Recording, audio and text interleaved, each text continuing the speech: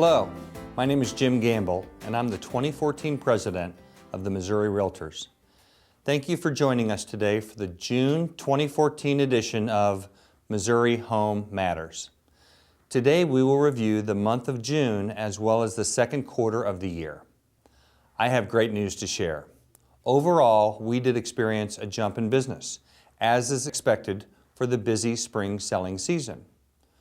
More homes sold and the average and median sales price did grow over previous years. So let's get started and look at the results. We will first review June of 2014 against the previous Junes of 2013 and 2012. The total sales volume in June was just over $1.3 billion, a 10% increase over June of 2013 and a 35% increase from 2012. Over 6,800 homes sold in June, representing a 3.5% increase over June of 2013 and an 11% increase over 2012. Homes did sell at a quicker pace this past June, staying on the market for an average of 122 days, 3 days less compared to June of 2013 and 13 days less than June of 2012. The average selling price continues to grow and was approximately $191,000, a 12% increase over June of 2013 and a 21% increase over 2012. Like the average selling price, the median sales price also appreciated to $148,000, a 6% increase over 2013 and a 16% increase over 2012. Although previous year comparisons are most accurate in looking at market trends, we also look at month-to-month statistics. In June, home sales remained flat to May.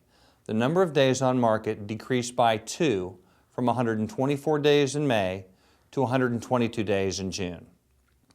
The average selling price increased 12% in June to $191,000. The median selling price saw an increase of 6% in June compared to May, coming in at $148,000. Overall, sales volume for June was $1.3 billion, 12% more than sales volume for May. We will now review the second quarter results for 2014. Overall, $3.3 billion in home sales were generated in the second quarter. This sales volume was 6% higher than the same period in 2013 and 26% higher than in 2012. Just over 19,000 homes were sold in the second quarter, flat to the second quarter of 2013 and a 10% increase over the second quarter of 2012.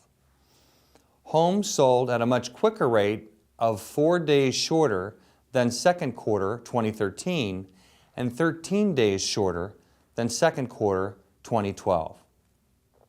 The average home selling price for the second quarter rose nearly 7% over 2013 and 14% over 2012, coming in at over $173,000. The median selling price for the second quarter increased by 4% over the second quarter in 2013 and 12% over the second quarter in 2012, coming in at $139,500. We'll now review interest rates, which slightly decreased in June and remain historically low. According to Freddie Mac, the national average commitment rate for a 30-year conventional fixed-rate mortgage decreased to 4.16% in June from 4.19% in May. In comparison, the interest rate in June of 2013 was 4.07%. Let's take a look at some national trends from the National Association of Realtors Economist Outlook blog. A new rule has been put into place to protect consumers, however, this may instill caution. A recent article by Ken Fears, Director of Regional Economics and Housing Finance, explains that new lending rules that went into effect on January 10th, Friday of 2014, requires that originators make a good faith effort to verify a borrower's ability to repay their mortgage and impose stiff penalties if they do not.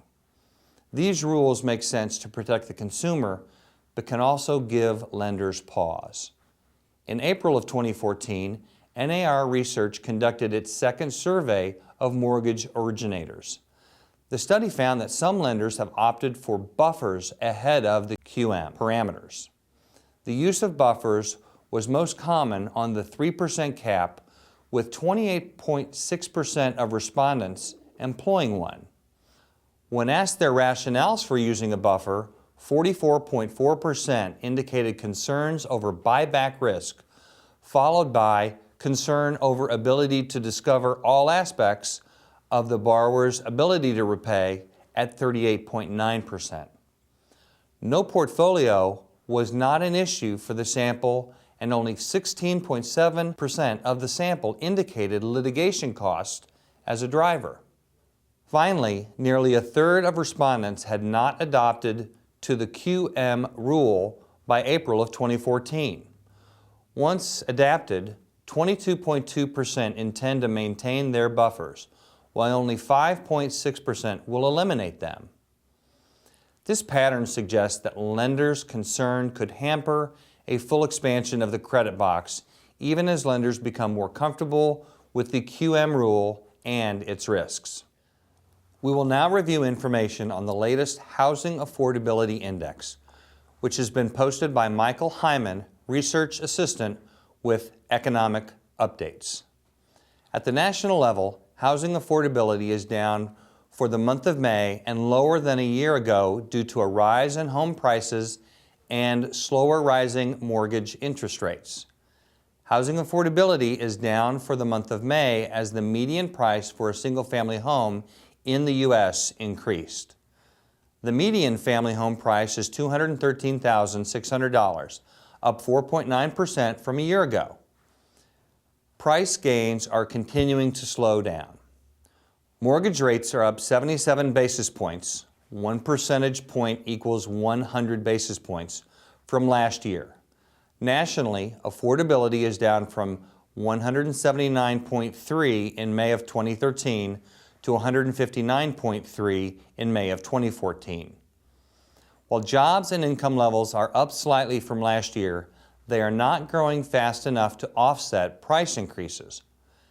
Having money for a down payment can still be a big hurdle for potential home buyers who already pay comparable rent payments. Affordability is down slightly from 1 month ago in all regions. The South had a biggest drop in affordability from 1 year ago. Affordability is down in all regions. The West saw the biggest decline in affordability as the result of having the largest price gain at 8.4%. With rents at a 5-year high and housing completions low, potential home buyers have good incentives to try to become a homeowner. What does housing affordability look like in your market? View the full data release here. The Housing Affordability Index calculation assumes a 20% down payment and a 25% qualifying ratio, principal and interest payment to income. You can read the full report as well as other national economic trends by visiting the URL shown on the screen. This concludes this edition of Missouri Home Matters. Please visit The Landing, the Missouri Realtor Professional Networking and Business Information site, to review a full written report of the data we reviewed today, as well as additional resources and information. As always, remember that real estate is local, and local realtors are the key to accurate market information. I am your host, Jim Gamble. Thank you for watching, and see you on the next Missouri Home Matters.